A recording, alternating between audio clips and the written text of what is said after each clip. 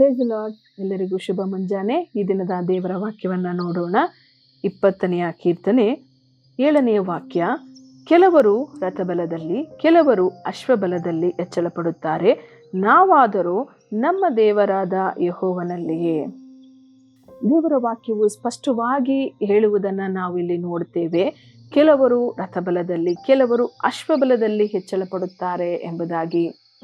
ಆದರೆ ನಾವಾದರೂ ಇವೆಲ್ಲವನ್ನ ಸೃಷ್ಟಿ ಮಾಡಿದಂತಹ ಸೃಷ್ಟಿಕರ್ತನ ಮೇಲೆ ಹೆಚ್ಚಳ ಪಡುವಾಗ, ಸೃಷ್ಟಿಕರ್ತನ ಮೇಲೆ ನಮ್ಮ ಭರವಸೆಯನ್ನು ಇಡುವಾಗ ಖಂಡಿತವಾಗಿಯೂ ನಮ್ಮ ಜೀವಿತದ ಎಲ್ಲ ಕಾರ್ಯಗಳಲ್ಲಿ ನಾವು ಸಫಲತೆಯನ್ನು, ಅಭಿವೃದ್ಧಿಯನ್ನು ಕಾಣಲಿಕ್ಕೆ ಸಾಧ್ಯವಾಗುತ್ತದೆ.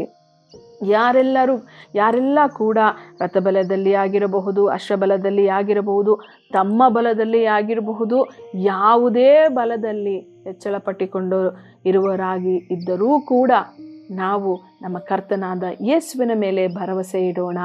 ಆತನ ಮೇಲೆ ನಾವು ಹೆಚ್ಚಳ ಪಡೋಣ, ಆತನನ್ನು ನಾವು ಗೌರವಿಸೋಣ, ಆತನನ್ನು ನಾವು ಆಧರಿಸೋಣ, ಆತನನ್ನು ಆರಾಧಿಸೋಣ.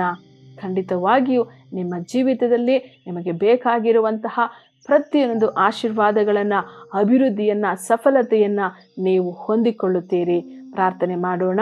ಪರಿಶುದ್ಧನಾಗಿರುವಂತಹ ನಮ್ಮ ದೇವರೇ, ಅಪ್ಪ, ಈ ದಿನದಲ್ಲಿ ಕರ್ತನೆ, ನಮ್ಮ ಸುತ್ತಮುತ್ತಲಿರುವಂತಹ ಎಲ್ಲ ಕರ್ತನೆ ಜನರು ಕೂಡ ರಥಬಲದಲ್ಲಿ ಆಗಿರಬಹುದು, ಅಶ್ವಬಲದಲ್ಲಿ ಆಗಿರಬಹುದು, ಕರ್ತನೆ ತಮಗಿರುವಂಥ ಯಾವುದೇ ಬಲದಲ್ಲಿ ಹೆಚ್ಚಳ ಪಟ್ಟಿಕೊಂಡರೂ ಕೂಡ ಅಪ್ಪ, ಈ ಒಂದು ಕಾರ್ಯಕ್ರಮವನ್ನು ನೋಡುತ್ತಿರುವಂತಹ ಎಲ್ಲ ನನ್ನ ಸಹೋದರ ಸಹೋದರಿಯರು ನಿನ್ನ ಮೇಲೆ ಭರವಸೆ ಇಟ್ಟವರಾಗಿ ನಿನ್ನನ್ನೇ ಎದುರು ನೋಡುವಾಗ, ನಿನ್ನ ಬಲದಲ್ಲಿ ಸ್ವಾಮಿ ಎದುರು ನೋಡುತ್ತಿರುವಾಗ ಕರ್ತನೆ, ಅಶ್ವಬಲವನ್ನು, ರಥಬಲವನ್ನು ಸೃಷ್ಟಿ ಮಾಡಿದಂಥ ಸೃಷ್ಟಿಕರ್ತನು ನೀನು ಸ್ವಾಮಿ.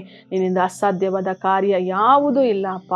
ಪ್ರತಿಯೊಬ್ಬೊಬ್ಬರ ಜೀವಿತದಲ್ಲಿ ಕರ್ತನೆ ನಿನ್ನಲ್ಲಿ ಭರವಸೆ ಬಿಡುವಂತಹ ಜನರ ಜೀವಿತಗಳಲ್ಲಿ ಆಶೀರ್ವಾದಗಳನ್ನು ಕರ್ತನೆ ಬಿಡುಗಡೆ ಮಾಡಿ, ಎಲ್ಲ ಅಡೆತಡೆಗಳನ್ನು ತೆಗೆದು ಹಾಕಿ ಯೇಸು ಕ್ರಿಸ್ತನ ನಾಮದಲ್ಲಿ ಎಲ್ಲರೂ ಆಶೀರ್ವಾದ ಹೊಂದಲಿ ಎಂಬುದಾಗಿ ಯೇಸುವಿನ ನಾಮದಲ್ಲಿ ಪ್ರಾರ್ಥಿಸಿ ಬೇಡಿ ಹೊಂದಿದ್ದೇವೆ ಕರ್ತನೆ.